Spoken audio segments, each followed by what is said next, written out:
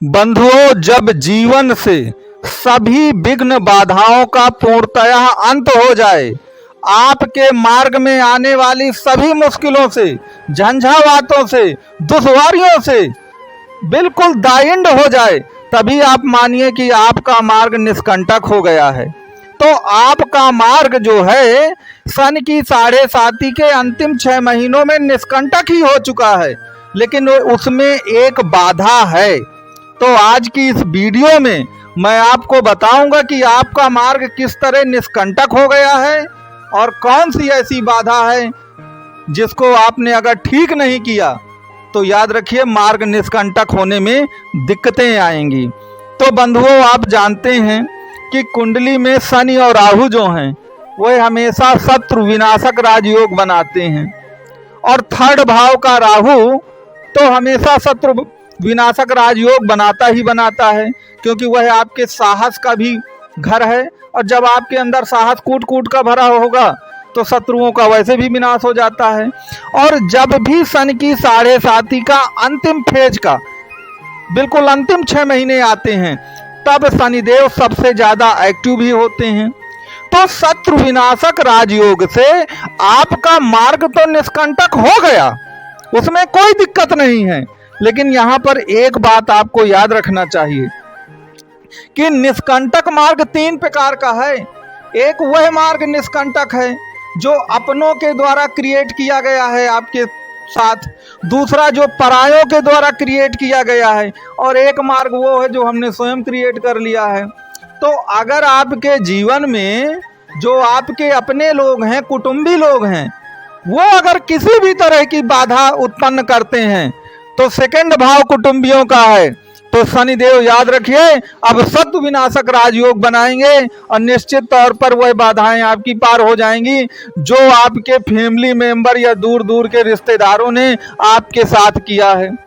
Number 2 पर वह निष्कंटक मार्ग आता है जो परायों के द्वारा, जो आपके अपोनेंट हैं, जो आपकी जान पहचान के लोग हैं, जिन्होंने आपके मार्ग में खूब सारी बाधाएं खड़ी की, 7.5 के समय हर तरह से आपको पीछे खींचने की कोशिश की, हर तरह से आपको परेशान करने की कोशिश की।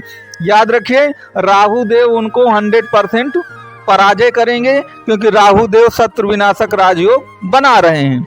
अब यहाँ पर जो मेन अड़चन आती है वो क्या आती है? जो स्वयं के द्वारा हमने एक मार्ग बना लिया है। क्योंकि देखिए स्वयं को हरा पाना, स्वयं को जीत लेना, ये सबसे बड़ी दिक्कत होती है मकर राशि में।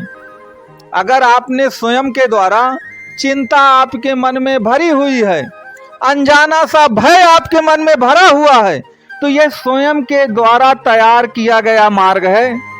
और आपको मालूम है कि शनि और राहु जो हैं उन्हें तन और धन से कोई दिक्कत नहीं है आपके, लेकिन मन से दिक्कत है। वह मन के विरोधी हैं, क्योंकि मन का कारक चंद्रमा है। और मन से क्या है? आपके अंदर चिंता है, कुंठा है, अनजाना सा भय है कि भविष्य में पता नहीं भगवान क्या होगा। तो जो स्वयं के द्वारा आपने एक प्रकार से मार्ग बना लिया है जो निष्कंटक नहीं है, वही आपके लिए सबसे बड़ी दिक्कत है। तो अब अगर इस मार्ग को एक प्रकार से ठीक करना है तो क्या करना पड़ेगा? तो अगर चंद्रमा के द्वारा अर्थात मन के द्वारा इस तरह का मार्ग बना लिया गया है, क्योंकि याद रखिए आपने सुना होगा विज्ञान में भी कि जब कोई एक पैटर्न बन जाता है आपके मन में, आपने पिछले 7 वर्षों से दुख भोगे हैं तो उसका एक पैटर्न बन गया है, तो वो मन में छा गया है। आपको लगता है कि ठीक है सब हो जाएगा, लेकिन आपको लगता है कि कहीं यार पिछली बार मेरे साथ ऐसा हुआ था तो ऐसा ना हो जाए। तो मन में जो भय के पैटर्न बन गए हैं, जो चिंता के पैटर्न बन गए हैं, अनजाना सा भय आपको सता रहा है, यही मार्ग आपका निष्कंटक नहीं है। तो इस मार्ग को निष्कंटक कैसे बनाएं? क्योंकि शनि और राहु को तो मन बिल्कुल पसंद नहीं है। मैंने कहा ना कि तन और धन से उनको दिक्कत नहीं है, लेकिन मन से उनको दिक्कत है। तो इसमें तो वो किसी तरह आपकी हेल्प नहीं करेंगे, ना कुछ कंट्रीब्यूट करेंगे आपके लिए। तो फिर क्या होगा? तो अगर अपने मन को सुधारना है और ये बिल्कुल निष्कंटक मार्ग बनाना है, तो चंद्रमा को बस 2 ही ग्रह सहारा देंगे। एक देगा मंगल, मंगल निश्चित तौर पर मन को मजबूत करता है अगर चंद्रमा को सहारा देता है, और दूसरा देता है सूर्य। तो आपको मंगल और सूर्य को कुल मिलाकर के एक्टिवेट करना होगा और चंद्रमा से जोड़ना होगा। अब यहां पर एक बात और याद रखिएगा कि मैं हमेशा कहता हूं कुंडली में कि भाई दशाओं का सबसे ज्यादा महत्व है। आप ये देखिए कि उस समय दशाएं कौन सी चल रही हैं। मान लीजिए शनि या राहु की ही दशा चल रही है। एक उदाहरण लेते हैं कि शनि या राहु की दशा चल रही है, तो बड़ा मुश्किल हो जाता है ये मन के मार्ग को निष्कंटक बनाना। यही हमारा सबसे बड़ा दुश्मन हो जाता है। तो मैं आपको एक बताता हूँ, एक उपाय बताता हूँ कि मान लीजिए आपकी राहु की महादशा चल रही है, तो मैं आपको बता दूं कि राहु भौतिक सुखों की प्राप्ति में हमेशा लगा रहता है। उसे नैतिक अनैतिक से बहुत ज़्यादा लेना देना नहीं है, और आर्थिक समृद्धि और सफलता के टॉप पर पहुंचना, यही राहु का मूल मंत्र है। तो जब भी कभी राहु की मान लीजिए दशाएं चल रही हैं, बहुत सारे ऐसे जातक होंगे मकर राशि की जिनकी राहु की अंतरदशा या राहु की महादशा चल रही होगी, वो कमेंट बॉक्स में लिखकर मुझे ज़रूर बताएं या मेरे व्हाट्सएप पर कि वास्तव में क्या उनकी राहु की महादशा चल रही है। तो बस उनको एक ही मार्ग अपनाना है कि भौतिक सुखों की प्राप्ति के लिए अपना जीवन निछावर करिए। देखें, फिर वही बात है, कुछ लोग कहेंगे नहीं आध्यात्मिक सुख ये होता है, टीका टिप्पणी कमेंट करते हैं, लेकिन जब जिस समय में जिसकी डिमांड है आपको वही करना होगा, तभी सफलता मिलेगी।